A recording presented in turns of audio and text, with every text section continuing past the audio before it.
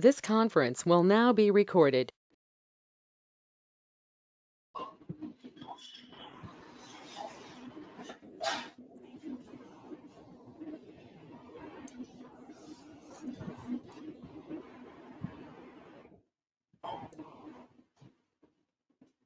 So in the previous session,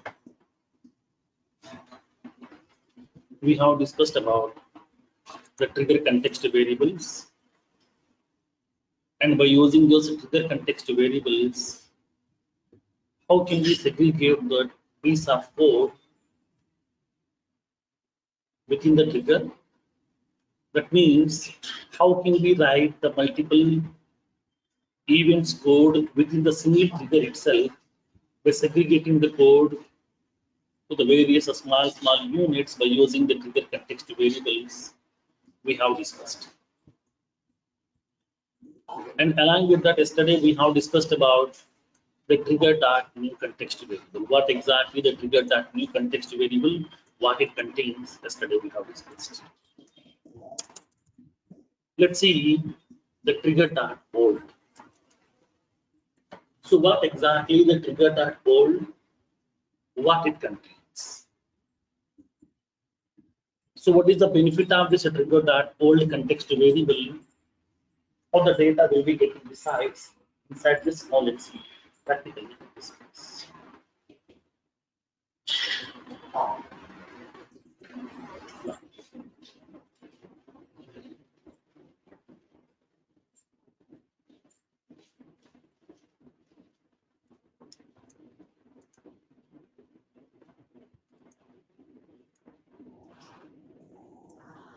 Now let's see practically. For example, assume that I have an object. For example, I have an object.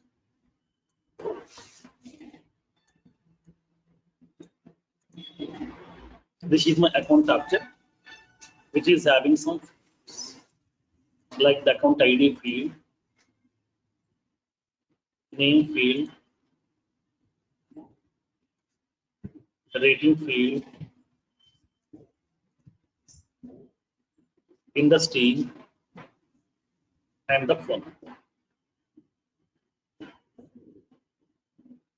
Industry and the active status, for example.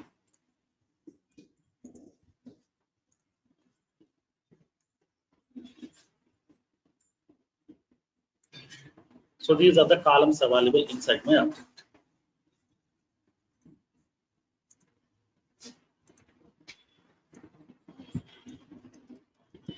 I'm having this ID field, name field, the rating field,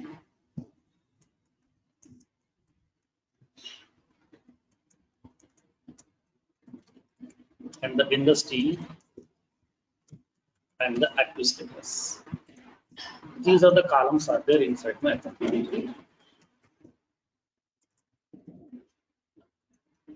In my account object, I'm having these are the fields. Inside this object, not only this particular columns, I'm having some records also. I'm having some records inside this. I'm having some records. First record ID 001 4455. Name is Samram Kumar. Rating value some heart. Rating value some heart.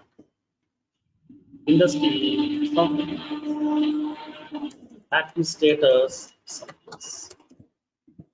Next, I have one more record 001 3322. Now the name is something. Rating value some warm. Industry banking. Industry banking. Now active status I'm indicating it as third record 001 5566. Now I'm indicating the name as some Kiran Kumar. rating value, some cold, industry, some bank. Industry, some bank. So I'm going to be indicating that to status as fourth record 001 2367. Now we have some Prasad Kumar. Rating value some 1. These also belongs to some banking industry and the active status is some yes. These are the 4 records are available inside my account object. These are the 4 records are available inside this account object. Now, so now my requirement is whenever they are going to be updating the records, whenever they are going to be updating these records, I want to make sure, I want to make sure whatever the banking industry records are available, those banking industry records should be compulsorily having the rating value as hot. That means banking industry is nothing but is a very valuable customer to me. So from the banking customers, I'm generating some more revenue. I'm getting some more profit out of it. So I want to give some more preference to that banking customers. So I would like to allocate the rating as hot. So whatever the banking customers are available, for those banking customers, I would like to allocate the rating value as hot. Then how can we do that? Whenever the people are going to be modifying this, any of this record, I want to cross check if the records industry value is equals to in the banking, then compulsory rating should be high. Then in this case, how can we do this one? How can we modify? Okay, how can we modify that? Now, in this case, to verify this functionality, I'm going to be preparing it. Okay, to verify this functionality, I'm preparing it to make sure that each and every banking record should be having the rating as hot. Every banking customer should be having rating value as hot. That is my requirement. To make sure that, to cross-check that, okay, to cross-check that, I'm going to be delegating the responsibility to my trigger itself. So my trigger should take care of that responsibility. So that I'm appointing a trigger. I'm preparing a trigger on my object. I'm preparing a trigger. So this is the trigger which I have prepared. Now my trigger will take care of that responsibility. Whenever the people are going to be updating the record, okay, before updating the record, my trigger will fire. It has to cross-check that. If the industry of this account record is equals to banking, then compulsory rating should be hot. If the rating value is other than hot, then it should prevent to update the record. It won't allow. So that here I'm preparing the trigger. So now for this trigger, I have prepared that. The event also, I'm indicating that please find this trigger on before update event. Before updating the record, please find this trigger and please cross check that.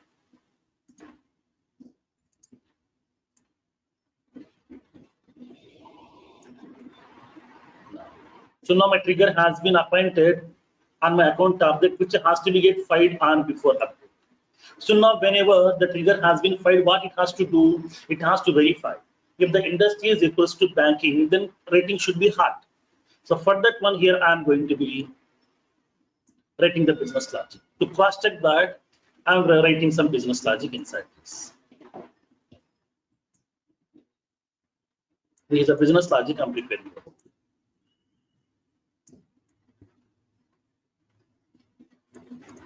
I'm preparing the business logic.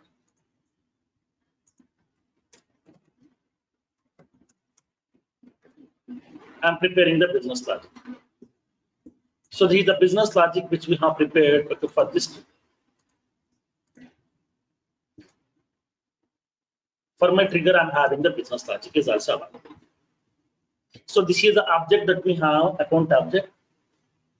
Now, in my account object, I'm having some set of records are available. Whenever the people are going to be updating these records, I want to make sure from now onwards, I'm giving the more priority to my banking customers so that whenever the people are going to be updating the records, then for every banking records, I would like to make sure that rating value should be hot. that I would like to make sure that rating should be hot over here. Then for that one, to validate that functionality, we have prepared a trigger. Now my setup is ready. Okay, now my setup is ready. Whenever you are updating the record will be passing through the trigger over here. Now, for example, I'm updating the record right now. How can we update? Whenever if you want to update this record, then what needs to be done? Suppose, for example, if you're updating any of these field values, if you're updating any of these field values, then we are writing some SOTable code. How can we update this record? So, in order to update the records, we are going to be writing one SOTable code. Now, I'm preparing some SOTable code.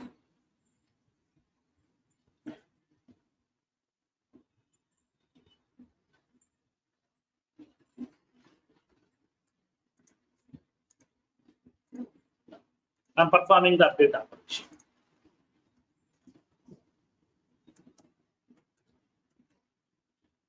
I'm preparing an SOTable code. Whenever if you want to update any record, then first of all, we have to query the records. It's a fundamental principle, you know. Already we have discussed about that. How to update the records inside the object, already you know that. So that I'm preparing one SOTable code.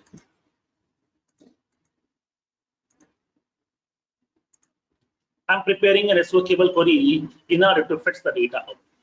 I'm collecting the data, okay, from this account object. Whatever the banking records are available, I'm collecting those banking records. I'm updating this rating value as hot. Now, so now here in this case, I'm writing this business line.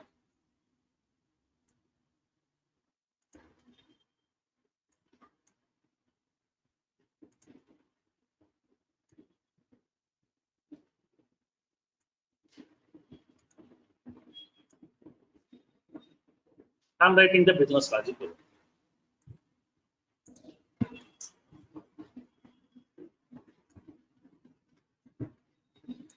I'm collecting the data from this object.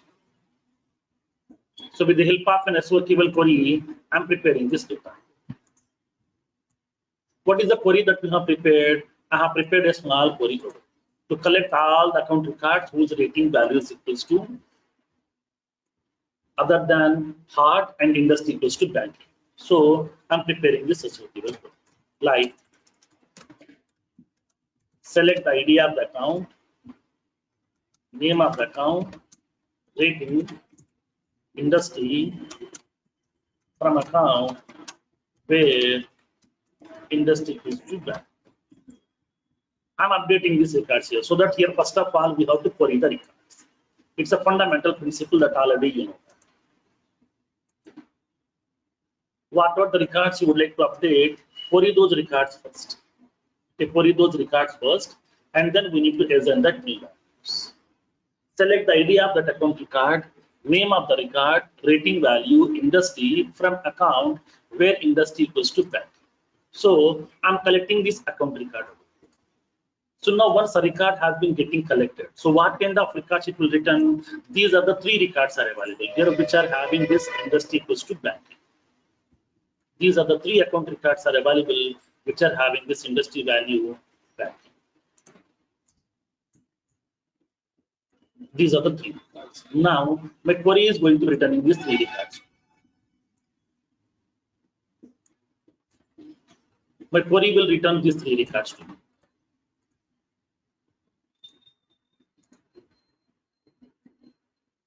So these are the three records are available which are having this industry value banking. Now,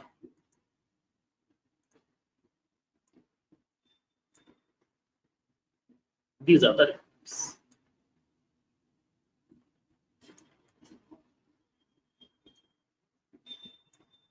Now, so now the query is going to be returning all these three records. Okay, the query is going to be returning these records.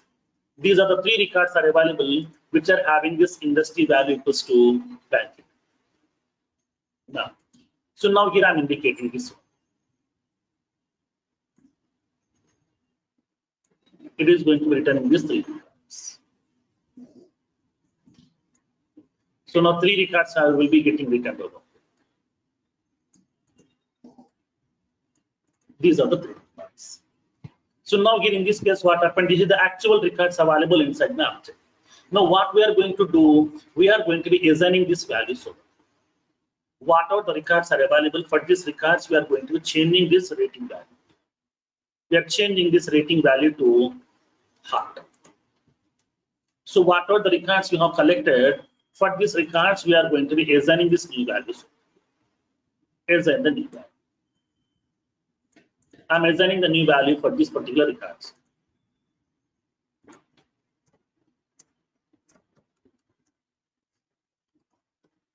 Assign the new value.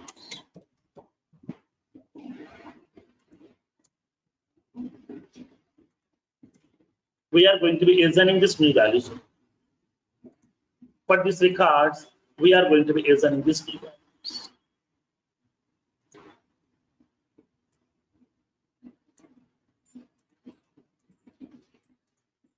We are going to be assigning this new values. In this case, what happened? In the place of this warm, cold, and warm, I am going to be changing this value to. I'm going to be changing this value to hot. I'm assigning this value as hot. Here also, I'm going to be assigning the value hot. And here also, I'm assigning the value hot. I have assigned these values. Once the values have been getting assigned, okay, for this particular record, then we are going to be updating these records back to the actual object. So in this case, I would like to commit these changes back to the actual object. Now, I would like to commit these changes. Whenever we are going to be committing these changes back to the actual object, directly we can't commit. Directly we can't commit these records into the object. Whenever we are going to be committing these changes into the object, then it has to pass to the trigger itself. Now here I am going to be updating this. Update to database. Whenever I'm going to be updating this records to this particular database, then it has to pass through the trigger. Now in this case, what the trigger will do, trigger won't allow you to update this record back to the database. Trigger is going to be moving this record to a temporary place. There it is applying the business logic. Trigger won't allow you to update these records back to the database directly. So it is going to moving this record to a temporary place. On that temporary place, now the business logic will be getting applied. It will apply the business logic. Once the business logic has been validated correctly, then only the records are going to be updating back to the database, or else this transaction will be getting rolled back. If any of the record operation has been failed, if any of the record is not having the rating value as hot, then at that time it will cancel the whole transaction. It will cancel the whole transaction.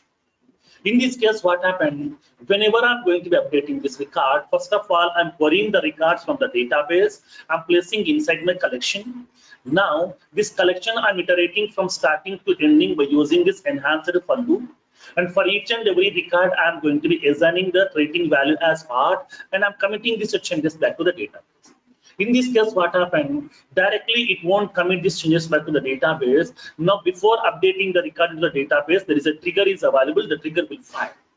The trigger is going to moving this records to a temporary place, and there it is going to validating this information over here. Now, once the validation has been done, then if all the records are correctly prepared, then only records will be accepted inside the object, or else it is going to be canceling the entire transaction. In this case, what happened? Here we are having that. When you observe these records, here we are having the records are available. This is the records are available with the old values. This is the records are available with the new values. Here we are having the old values. Here we are having the new values, which we are going to be committing back to the database. In this case, whatever the records are available which are having these old values, now to hold this record, Salesforce is using a collection called as trigger.old. Trigger.old. This is called as trigger.old.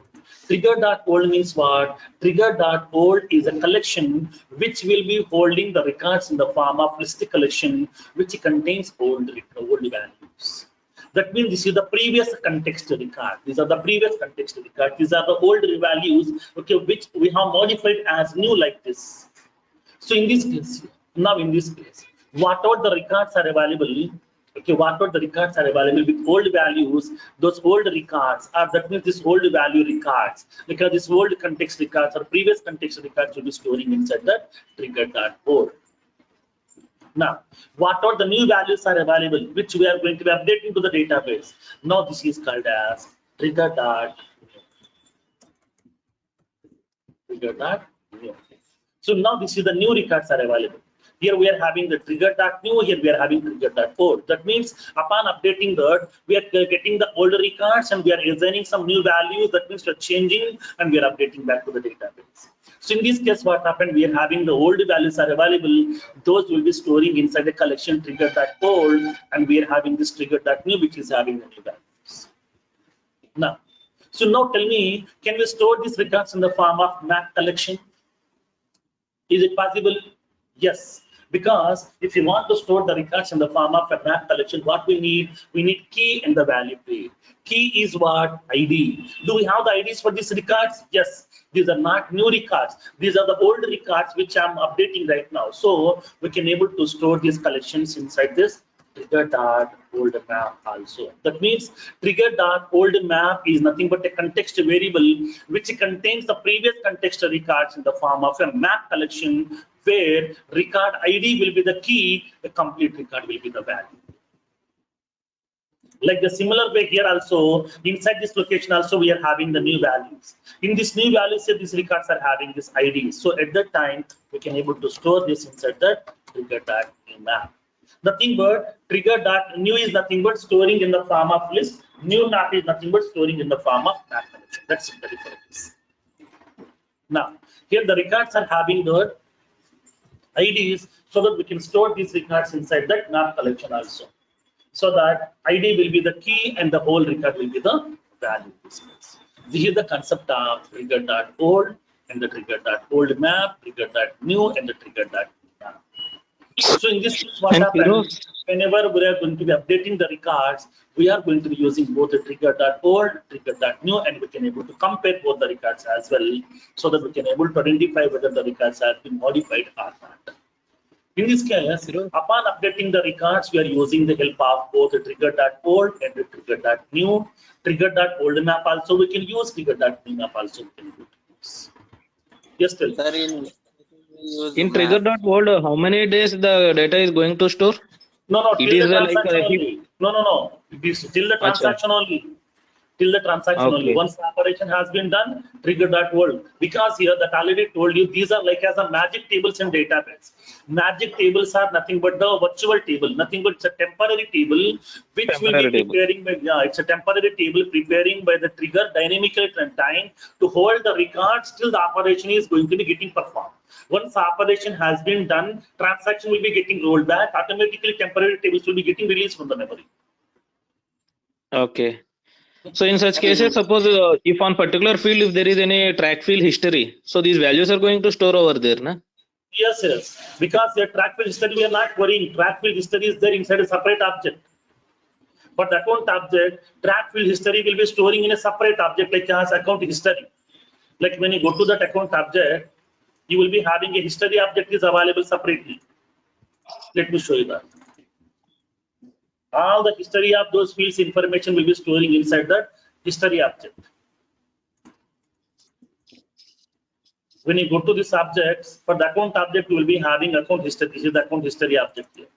In this account history object, it is storing that old value, new value, when they are modified, which field value are modified, everything. It will be tracking this information. Because here, all the information will be scattered into different objects, not in the same.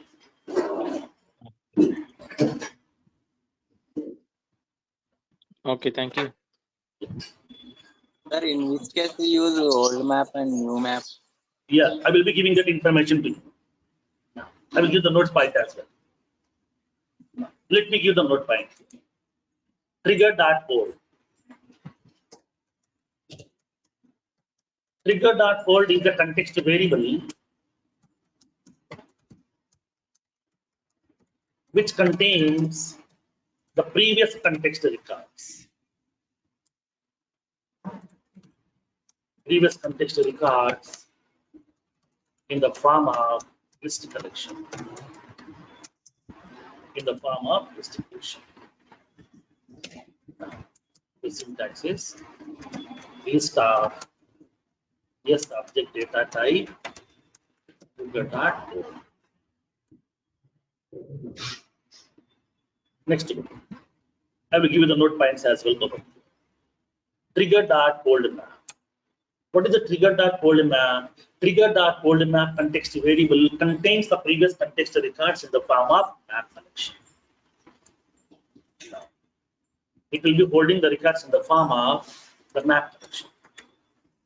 Contains the records, previous context records in the form of map collection format. Where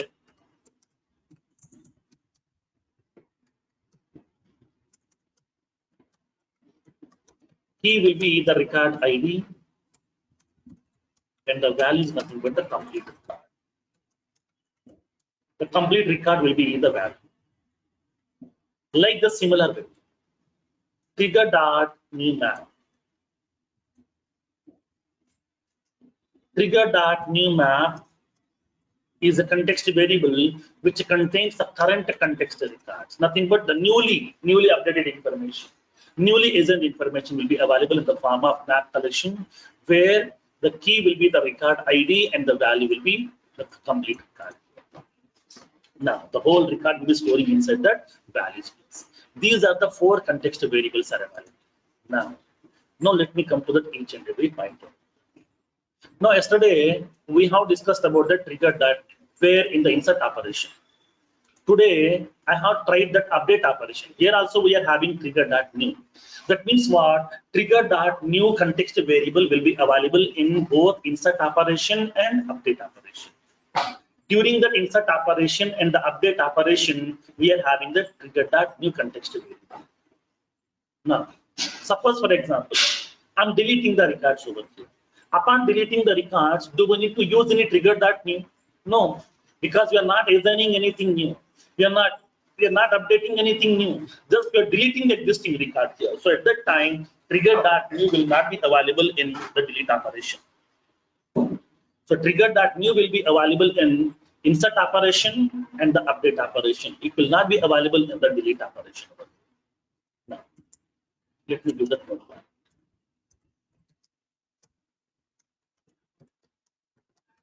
Trigger dot new will be available in insert and update operations.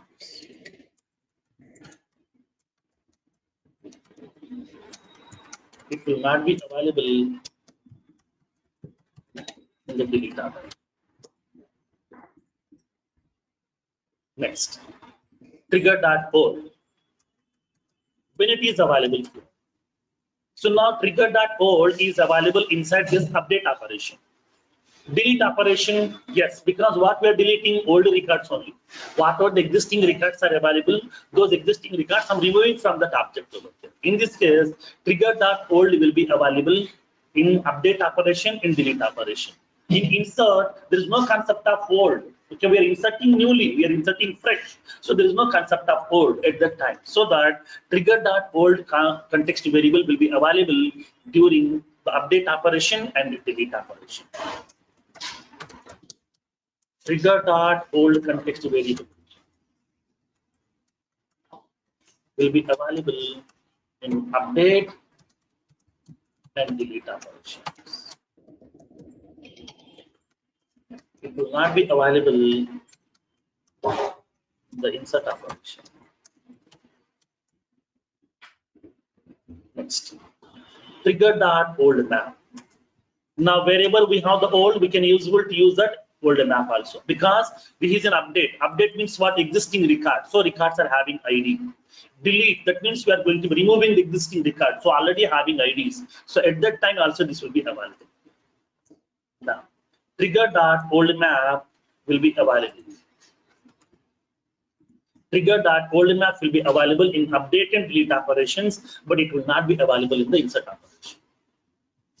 Next, the trigger dot new map. Now, when coming to the trigger dot new map, trigger dot new map trigger.new map will be available in insert operation and update operation.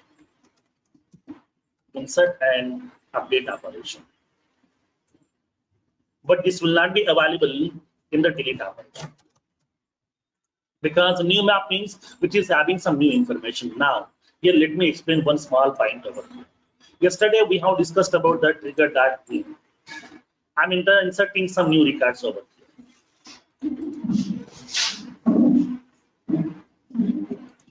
Now, if it is an insert, then we are having two things: before insert, after insert available. Now tell me, in before insert, do we have any records available? We are having the records. What are the records I'm trying to be inserting newly? I'm trying to be inserting. Those records are having any ID? No. Once the record is inserted, after inserting the record, only ID will be generating by Salesforce. So in this case, upon using this trigger.new map will be available in insert operation. That too when after insert only, not before insert. Because before inserting the record doesn't have any ID. But new map is expecting the ID over here. Because ID will be the key. So that ID is not yet generated. So that it will be having the insert. That means before after insert. Now the trigger.new map will be available only on after insert and update operations, not in the delete operations. These are the 4 trigger context variables are available inside your Salesforce instance. So in this case, what happened? Whatever the records you are trying to insert, those records are going to placing inside the respective context variables. So those are nothing but the collections. It may be list, it may be map also, whatever. So from that, the records are available. Those records we need to iterate and we need to process the records over here.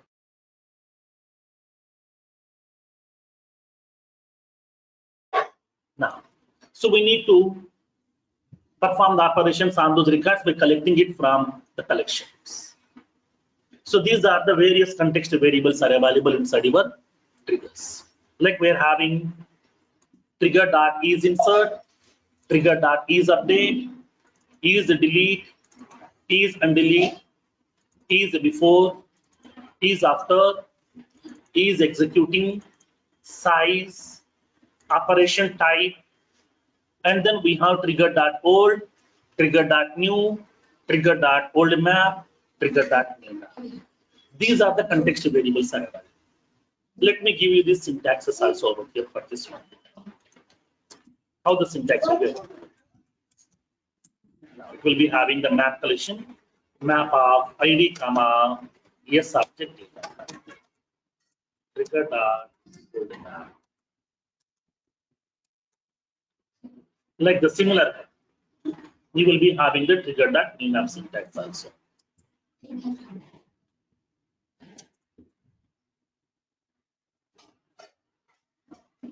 Trigger.newMap. These are the syntaxes which will be having this IDs also, where you will be having the map collection format, where the record ID will be the key and the whole record will be the values. These are the 4 trigger context variables are available. By using this trigger context variables, we have to follow the bulkification process. Okay, we have to follow the bulkification process.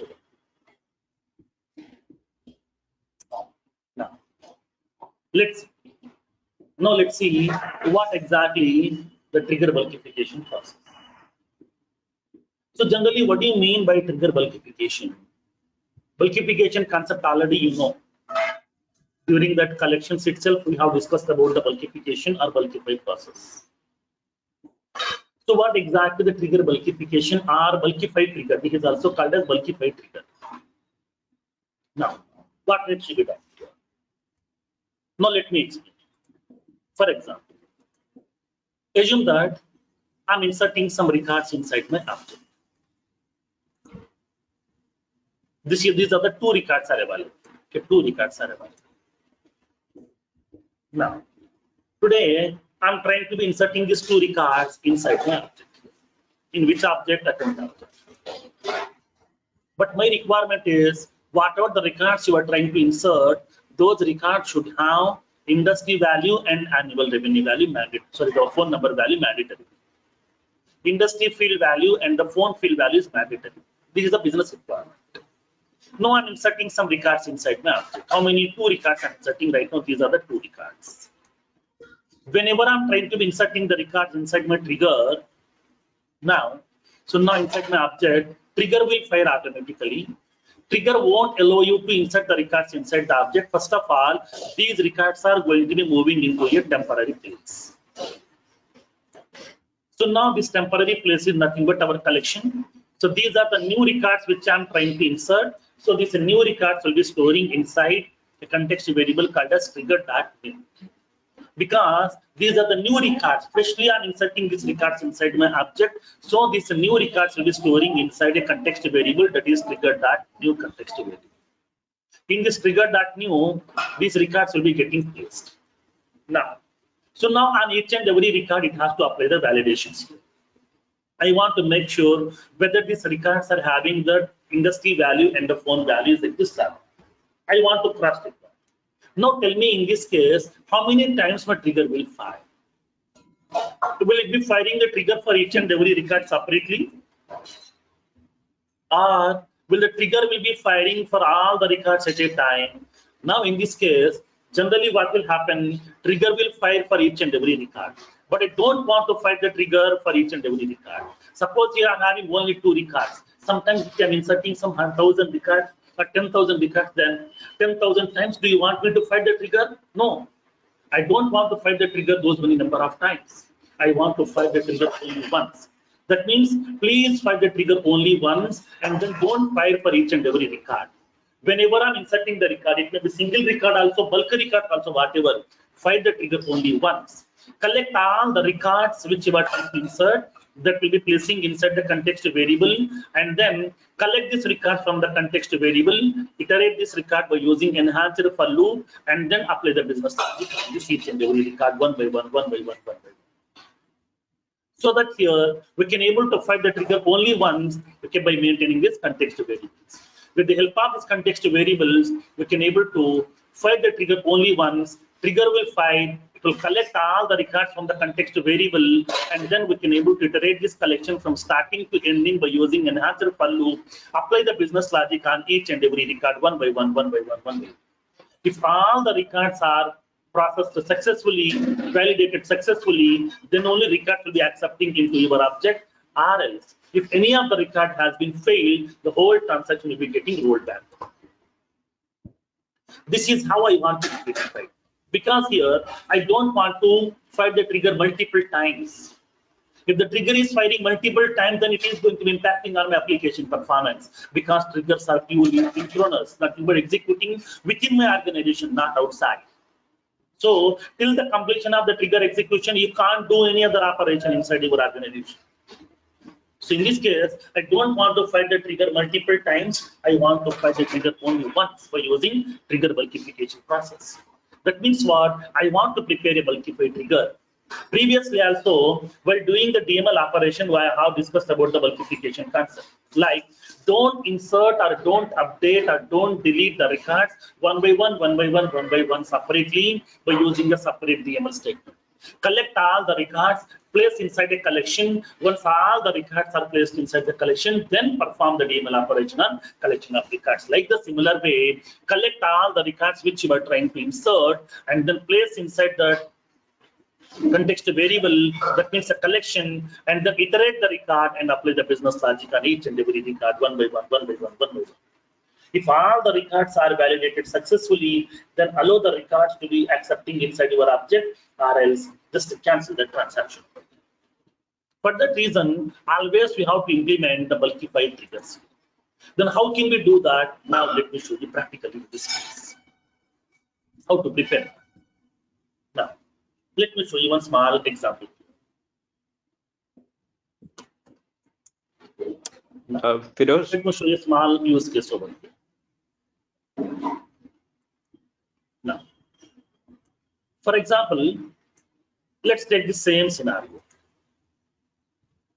I would like to insert these 2 records. It may be 2, it may be 10,000, whatever. I'm not bothering. I'm trying to be inserting these records into my object. and I want to make sure, okay, I want to make sure these records should have the industry value and the phone number value. Then, how can we do this validation? So now let's see. So for that one, I would like to prepare the trigger, which should be getting fired on before insert operation. During the before insert event, my trigger has to be get fired. How to write? Now let me show you. I'm preparing this trigger. Trigger, accounts trigger, and account. Trigger, accounts trigger, and account.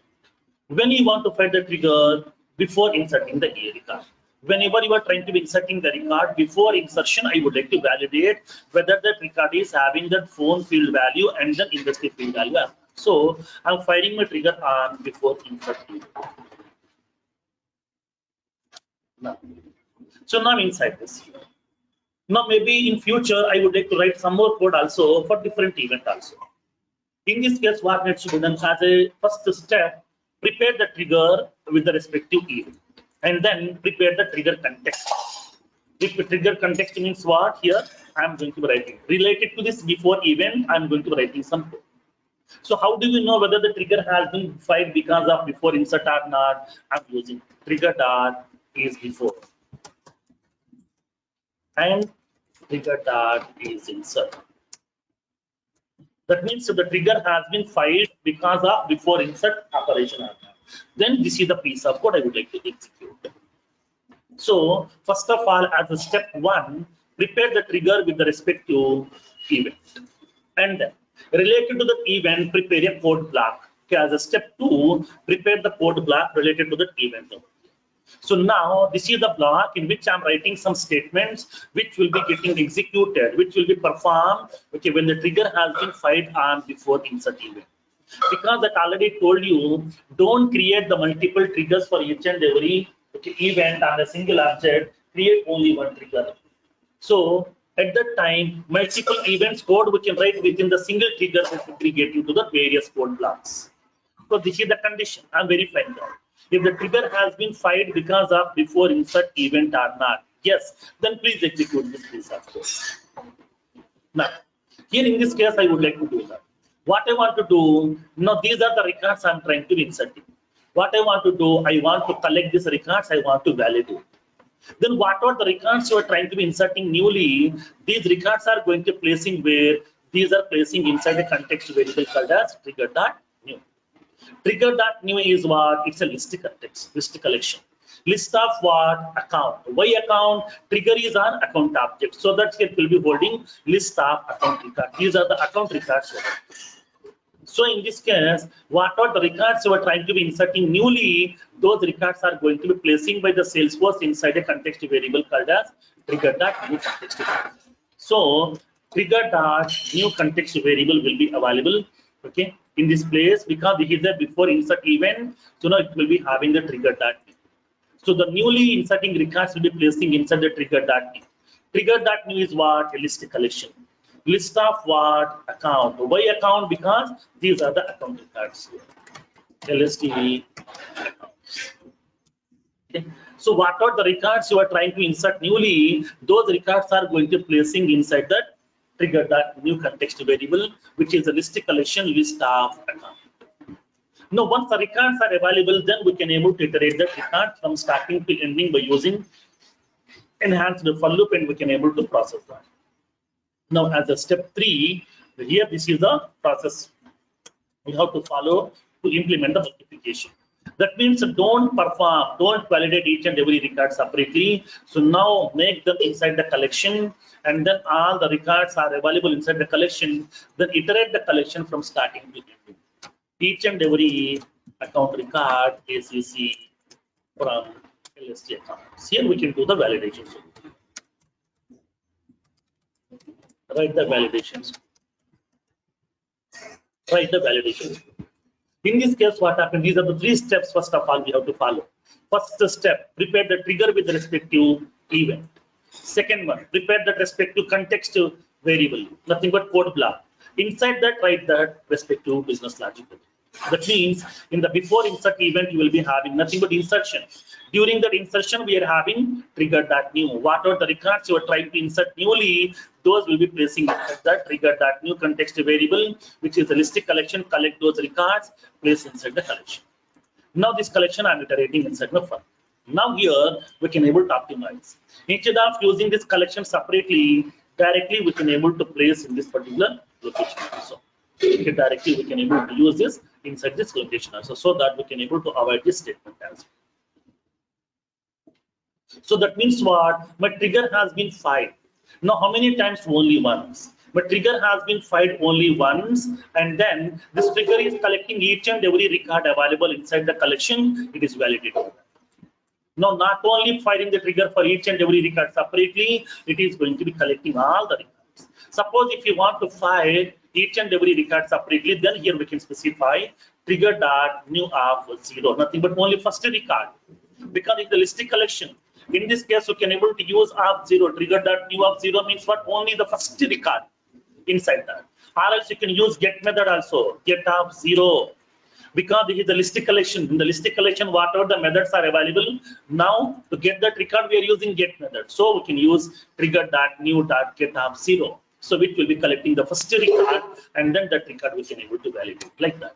But I don't want to fire for each and every record separately. I'm going to be collecting all the records, and I'm going to be firing the trigger only once, so that whatever the records you are trying to insert, all the records are placing inside the trigger.new context variable, and then my trigger will fire only once. It will collect all the records. It is iterating that record from starting to ending one by one, one by one, one by one. It is validating this information within one shot. If all the records are validated successfully, then it is going to be updated as a placing those records inside the object, or else your transaction will be getting closed back. So in this case, what happened? Always we have to fire the trigger only once for the multiple records also. Then how can we achieve that? That can be implemented with the help of trigger context variables along with for groups. So that trigger bulkification can be achieved with the help of trigger context variables and along with that enhanced for group. This is how we are going to be achieving the trigger bulkifications. So that don't fire the trigger for each and every record separately. Fired only once for the collection of records. This is the concept of trigger bulkification.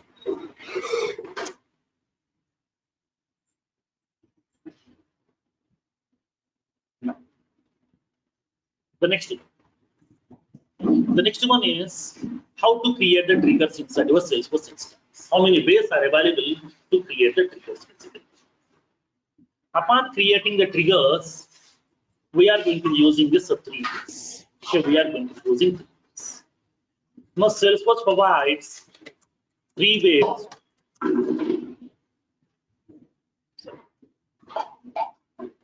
Salesforce is providing the 2 ways over here. 2 ways to create the. We are having 2 ways are available in order to create the triggers. First one is by using standard navigation. Second one by using developer. By using standard navigation also we can create the triggers. By using the developer console also we can create the triggers. Now, if you want to create the trigger by using standard navigation, we have to go to the setup menu. Go to the build menu in the left panel, go to the develop, click on Apex Triggers, and then click on new button in order to create a new trigger over here inside your organization. In order to create the new trigger, we have to go to the setup menu, build menu in the left panel, go to the develop, Apex Triggers, and then click on new button to create a new trigger. And the second one we can use developer console. How can we use this developer console in order to create the new trigger over here? So now let's see that. In this case, click on your name and expand it.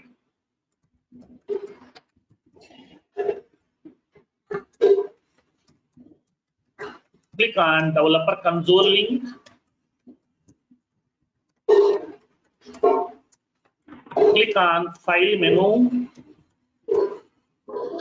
new menu item, Apex trigger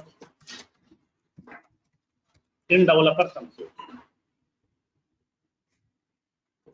And enter the trigger name in the text box.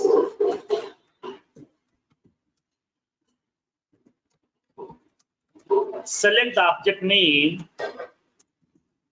on which you are creating the trigger from the pick list. Click on OK button. Click on OK button. And from there it is providing the trigger here. You can able to write the code. Write the code inside the editor. Save the code by using Control S. You can save the code by using this Control S option. Because you know that whatever the way we are creating the Apex classes inside your developer console, similar fashion we can create the triggers also. So in this case, how to create the triggers inside your Salesforce instance? Now let's see the practical part. How to create the triggers we'll see one by one with some practical examples. And then during the implementations, we'll see some other concepts also, like as trigger with handler factory, custom settings, trigger best practices. All these things we'll see one by one, one by one, one by one. Firoz, Yes. can you give any example for trigger.new map or a real-time scenario so that we can Everything. understand it well? We'll see. When moving forward, just now we are starting the practical. We'll see one by one, each and every functionality. Trigger.new map, everything we'll see. How can we use it with the practical examples? So as of now, we are done with the theoretical part. Now we'll see the practical part one by one. We'll slowly go with that, the small triggers, and then we'll go with some practical, and along with that, some complex examples as well. How can we implement?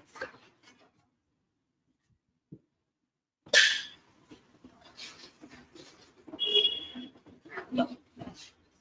So as of now, we have discussed the various functionalities.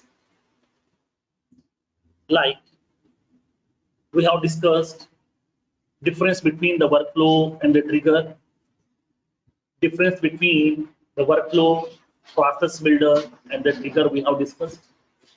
And we have discussed what we can do with the help of triggers, what are the additional things that we can perform through the triggers when compared with workflows and the process builders we have discussed. And we have discussed the benefits of triggers also, what kind of additional operations that we can do with the help of those triggers we have discussed. And along with that, we have discussed about the trigger syntax, how to prepare the triggers. And then we have discussed about the trigger events, which will be indicating that what are the various events on which we can make our trigger to be get fired, and what kind of operations we can do on each and every event, and the trigger context variables, and how can we write the multiple events code inside a single trigger itself, how to segregate the code to the various small blocks or units by using trigger context variables we have discussed.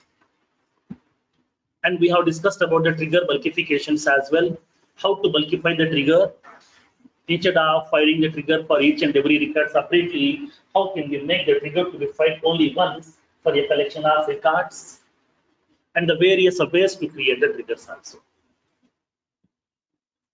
Now let's see that. So now let's see, we'll go with a small practical examples. How can we implement this?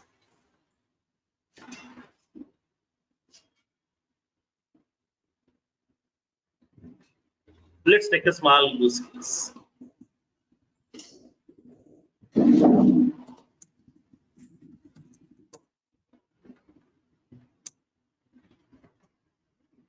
Now, for example, assume that I'm having an account object. I'm inserting some records inside my account object. But whenever I'm inserting the records inside my account object, I'm entering some account name and the phone number is a mandatory. I'm giving some phone. I'm giving the phone. These are the two values are mandatory, remaining all are not mandatory. My requirement is, whenever I'm going to be creating the account record, I want to make sure, that industry field should be mandatory and then facts field should be mandatory. Along with that website also, I would like to make it mandatory. Now that already told you in our starting classes of admin concept only. During that admin concept itself, already told you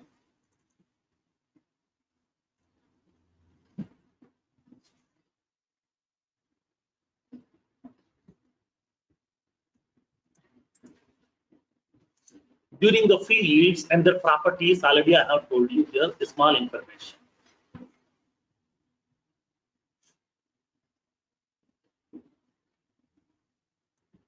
Now, but already I have given a note point. Whenever we are going to be creating the field, okay, for some fields I would like to make it as a mandatory. So now how many ways are there to make a field mandatory? I have given this information. Ways to make a field required are mandatory. How many ways are there? By using the required checkbox. You know, upon creating the field, we can select the required checkbox so that we can make the field mandatory. Next one, by using page layout customization. Through page layout customization, how to make the field required, you know that. By using validation rules. By using validation rules, how can we make the field required, you know that. Next one, by using triggers also, we can able to make that field required. Now, how to make the field required, I would like to implement. That means what? Through trigger, I would like to make sure, upon creating this account record, I want to make sure that account records industry value and the facts value and the website value, I want to make it mandatory. As of now, these three fields are not mandatory, these are optional. Now I want to make these three fields are mandatory. How? How can we make these three fields mandatory? Whenever if the user did not provide the value for any one of this field, either industry or facts or website, I want to show the message over here was please enter the value for industry or facts or website. I want to show the message.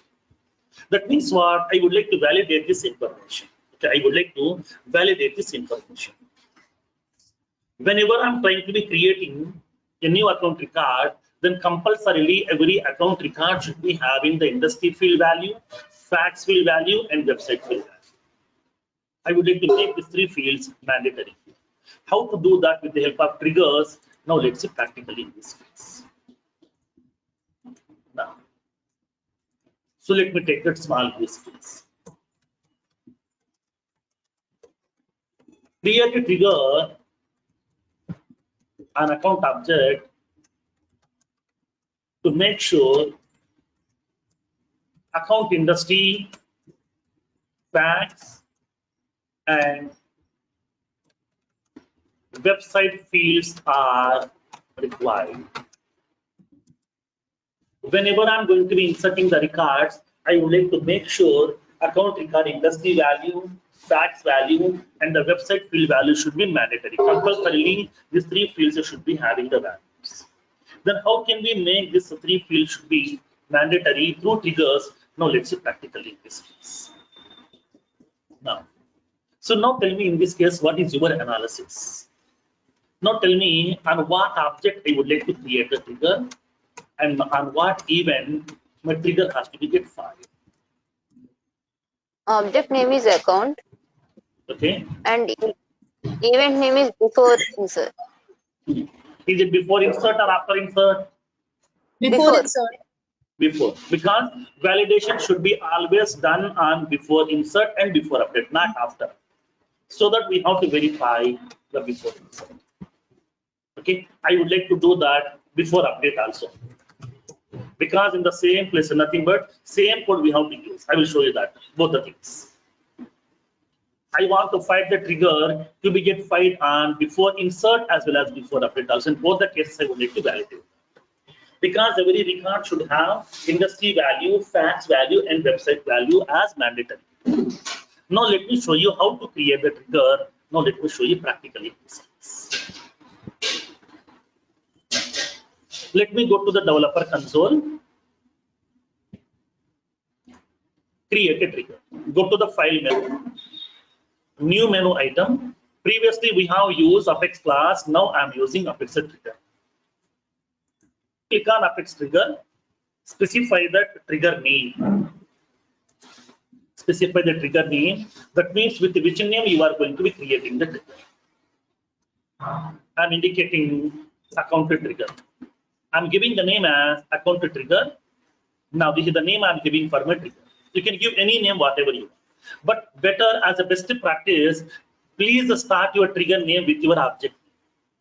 Because here, just by looking into the name itself, we can understand this trigger belongs to which object. Okay, this trigger is associated to which object. We can identify very easily. For that reason, start the trigger name with your object and what object you are creating the trigger on. Next, select that object name. That means on what object you are creating the trigger. These are the various objects that are available in Salesforce. Trigger can be applicable on all the objects of Salesforce, including standard and custom, everything. Now I want to create the trigger on my account object. So select that object name as account. Now click on submit. Now it is preparing the trigger. Trigger syntax is ready with me. The format is ready. Trigger, trigger name, on object.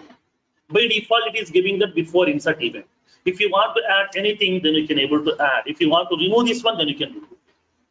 Now, I want to prepare the trigger for before insert. Before update also I will add. How to add that I will show you. Now, so now here initially I'm preparing the trigger to be get fired on before insert event. That means here whenever you are trying to be inserting a new record inside the object, before inserting the record, my trigger will fire.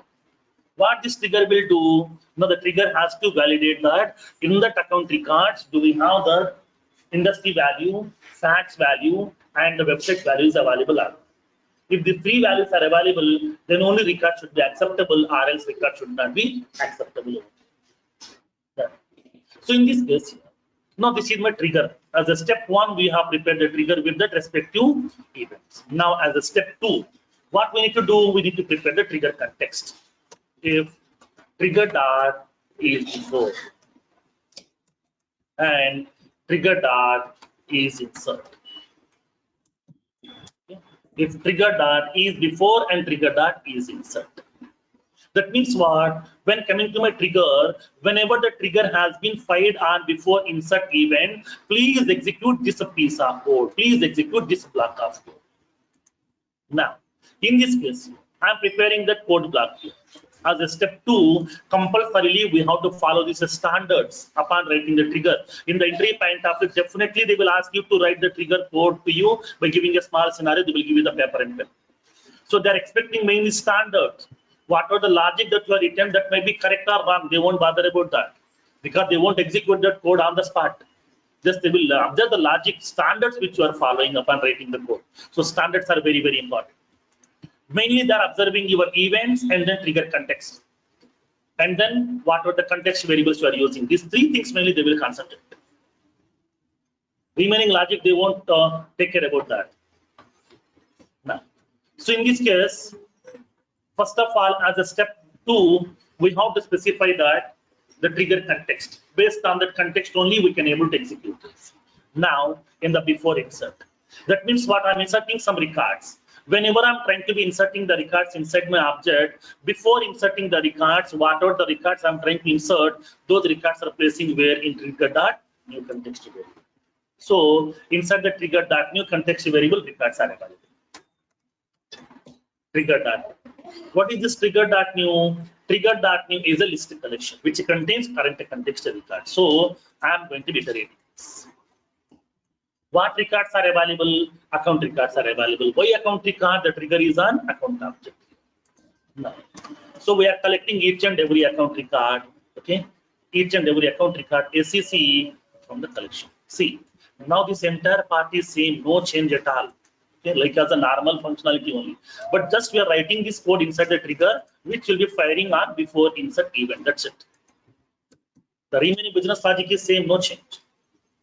Now, so now whatever the code, whatever the records I'm trying to insert inside my account object, before inserting that record, those records are placing inside the trigger dot new context variable. From that one, I'm collecting each and every record by using enhanced function. Now validate that code over. I'm verifying this. I want to show some error message here. When if the account records industry value is equals to empty, I want to show some message. Okay, I want to show some message. So if ACC dot industry value is equals to null, empty, or ACC dot industry value equals to null, then I want to show some error message. That means if the account records industry value is equals to empty, or if the account records industry value equals to null, I want to show some error message. Where you want to show the error message? On this particular record only. This is the record of which I'm trying to be inserting right now. Okay, I'm trying to be inserting a new record right now over here by giving some values over here, by giving the phone number value. That's it. I'm not entering the remaining value. So if the industry value is empty, I want to show the error message over here. Where on this particular record, how to identify the record is nothing but ACC. So I want to show the error message. To show this error message, we are using a method called as add error. Okay. Add error method. ACC means what? Current record. This is the current record. Please display the error message on this particular record. That means on this particular page, in this particular top of the record here. Please show this error message. What is the error message? I'm indicating. Please enter. Please select the industry value. Please select the industry value. So now here I'm going to be indicating that. Whenever I'm creating the second record, if the account records industry value is equals to empty or null, I want to show the message, please select the industry value. Now, or else, remaining conditions, else if. Some more conditions I would like to verify. If the facts value is equals to empty, or if the facts value is equals to null. That means if the facts field value is also null, then I want to show the error message. ACC dot add error. That means on that page, please display this message here. Please enter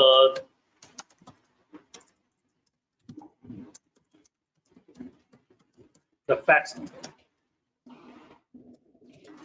Else if I want to check one more condition.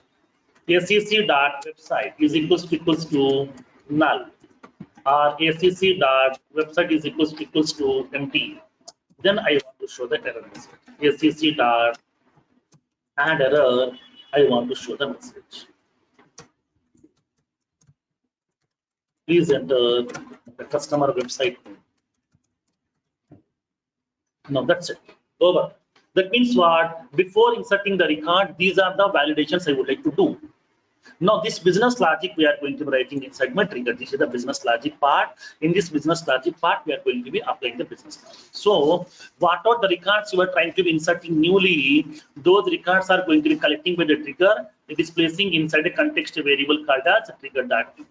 Once the records are available inside this context variable, it is iterating each and every record one by one, and then collect every record, apply the business logic. If there is any errors are available, we can able to show that error messages also. This is the way we are going to be using this triggers. So first of all, as a step 1, prepare the trigger with the required event.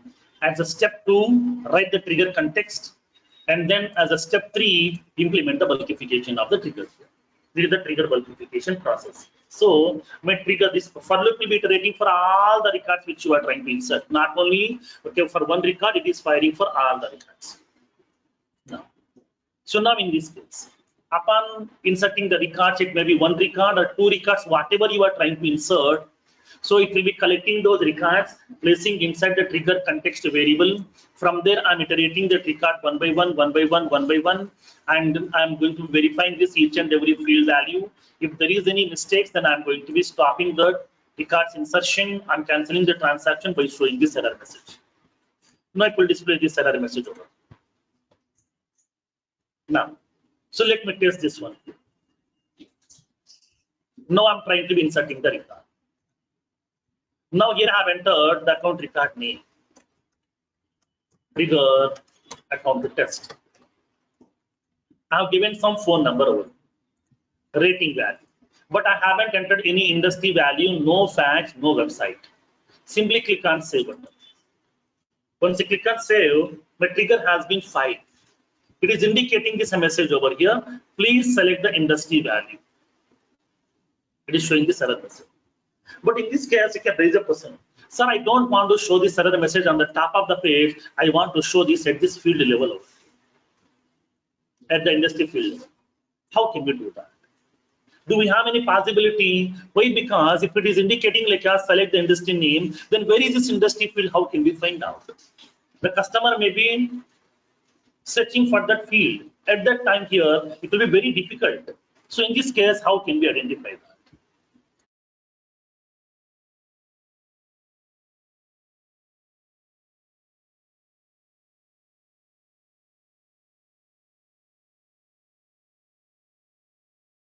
Now, so in this case, I don't want to show this error message at the top of that page. I want to show at the field level so that the user can directly focus on the field. He can able to enter the value.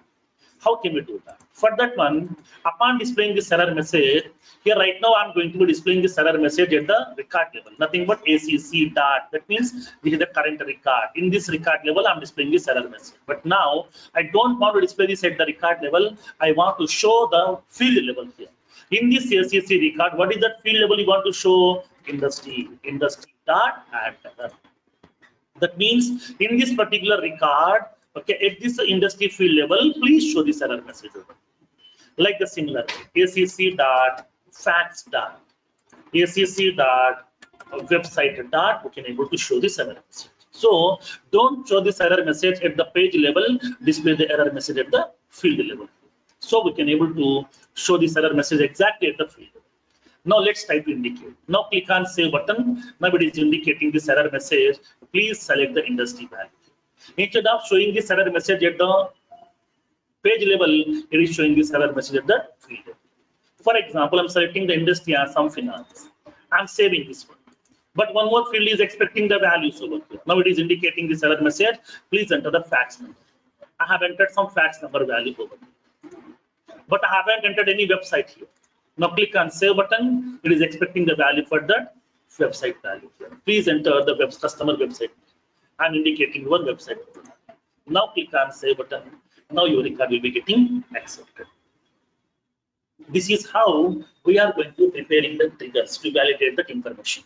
It may be simple validation, complex validations also. Both we'll see. Slowly we'll go with that. Multiple examples on this one. Slowly we'll make the things complex. So this is how we are going to be validating the data like that. Not only validating the data of one field, n number of fields validation also we can do within a single trigger itself. That facility is available. If I'm using validation rules, then only 100 validation rules for an object. But here, one single trigger is enough to do the validation for all the n number of fields also. There is no such limitations at all. So in this case, whenever we are going to be validating the data on more number of fields or some complex validations or custom validations, then we can go with the triggers implementations. Now, in this case, what happened? Now my trigger is getting filed only on before insert event. Upon inserting the record only, my trigger will be getting filed. Suppose this is the record which I have inserted. I'm changing this industry value to okay, like some nothing but empty. When I click on save, it is accepting as it is over here. But now what I want to do, I don't want to make this industry field value as null, even though it may be upon creation, upon updation also. Always every record should have industry and the fax and the website. So in this case, what I want to do, I want to write this the same code during that before update also. Not only at the time of before insert, I want to execute that same code and before update also. Before updating the record also, please write this the same piece of code. Then how can we write this code here? For that one, I'm preparing one more trigger context. Before updating the record, what we want to do, I want to validate. In this case, trigger dot is before and trigger dot is update. That means if the trigger has been fired because of a before update event, then what piece of code you want to execute? Here we are going to write the piece of code. So before updating that, whenever I'm going to be updating the records, what are the new values are available, which I'm trying to be updating into my database? Those will be placing inside that which collection? Trigger dot new. Okay, trigger dot new or trigger dot new map over here. Because these records we are updating, that means already existing records we are having new map also we can able to use, depends upon your requirement. What are the records you are trying to be updating newly, those records will be holding the new values which will be storing inside the trigger.new as well as trigger.new map. So in this case, I'm using this same piece of code. I'm using the same piece of code because here also we are doing the same validations over here. Before insert and the before update. In both the cases, we are going to be doing the same validations. In this case here also, before update also, records are placing inside the trigger.new. I'm collecting every record, I'm validating this information, I'm showing this error message, right? Like for example, now let me test. I'm changing this fax value to empty. Let's save this one. Now it is indicating, please select the industry value. I'm selecting some industry name. Click on save. Now fax number we have to enter. I'm entering the fax number. Once you click on save, then only record will be acceptable. That means not only before insertion, before updation also we have to do. But in this case here, when you observe this trigger code, here we have written the two events, before insert, before update. Here also the same code, here also the same. So now here we are having that same code is available in both the events as well, because here also I'm doing the validation, there also I'm doing the validation. Now tell me, in this case, do we have any chance to optimize this code? Do we have any chance to reduce this code? Yes. How? Instead of writing that same code again and again and again, we can execute that same piece of code in both the places also.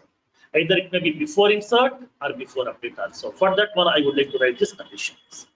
Now, I'm indicating this. If either before insert or before update.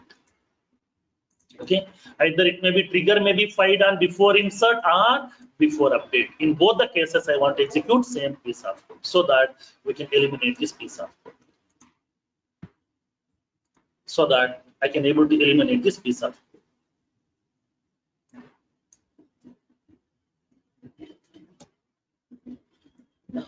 So in this case, what happened? I'm using that same piece of code so that we can able to optimize this code over. Either before insert or before update. In both the cases, please execute. But in this case, what happened? Here we are having that some more optimization. Here also before is there. Here also is before is there. So we can make it separate. In this case, what I want to do, trigger dot is before and trigger dot is insert or trigger dot is update. I'm just executing this piece of. That means what? Now trigger dot is insert or trigger dot is update. That means it may be insertion, it may be updation. In this case, if it is before, that means before insertion or before updation, then please execute this piece of code. Now, so this is how we are going to be writing that multiple events code inside a single trigger itself, so that we can able to prepare the multiple code blocks, we can able to write. If there is any common situation, common scenario, at that time we can able to go with this kind of implementations as well. Now, so let me test this one again. Now I'm making this fax number as empty. Once you click on save, it is not accepting, nothing but it is working as it is. So now here in this case, I'm entering this fax number value, but I'm making this website as empty here.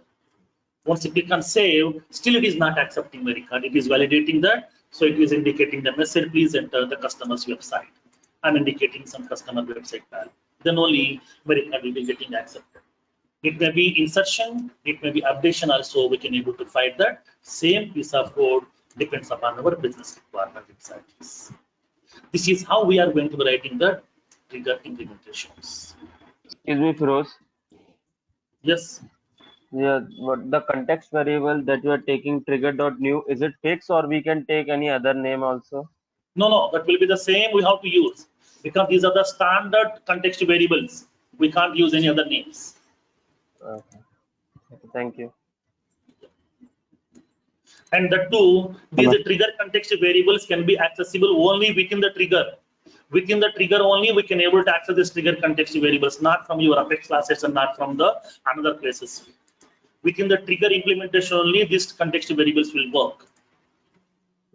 Okay. Sir, when using bulkification, how it will show error message? So it will be showing this error message because here, if any of the record has been failed, it will be cancelling the whole transaction. It will be adding the error message inside your log file. Or else you can able to test inside that. Through programming also you can test it. Try to create a bulk records by using data loader, test it that. Add a trigger, make few records to be get without passing the values, test that functionality. Okay. Because don't we have bypass functionality here? No. We don't have any bypass functionality here. Okay. Okay, because here triggers are mainly for purpose of what? To secure. No chance Yes. of escape. Okay, they can't escape from the trigger here. Always trigger will fight, will validate that. Only the correct No, like- data will be getting accepted here. Okay.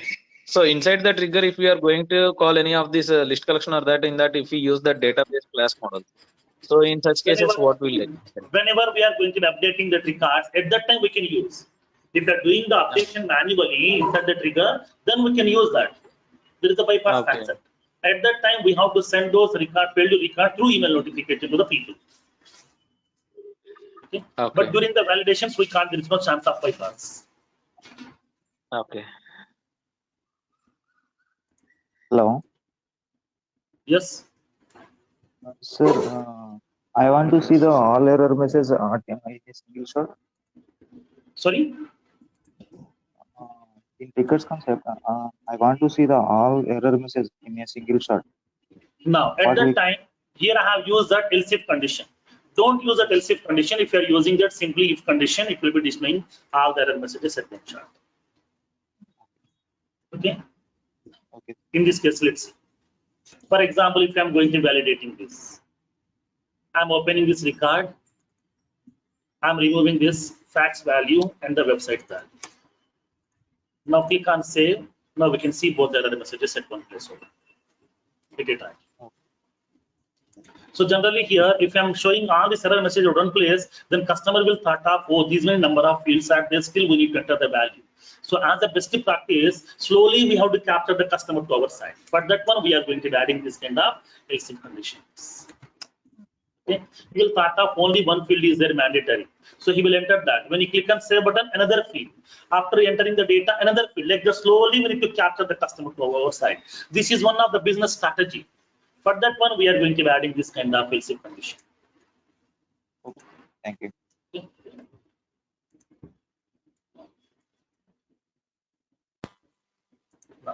So tomorrow we'll see some more practical examples on these triggers.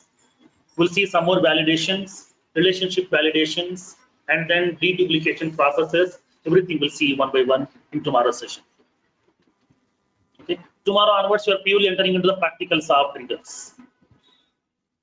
And after that, we'll see how to use these best practices. All these things we'll see one by one.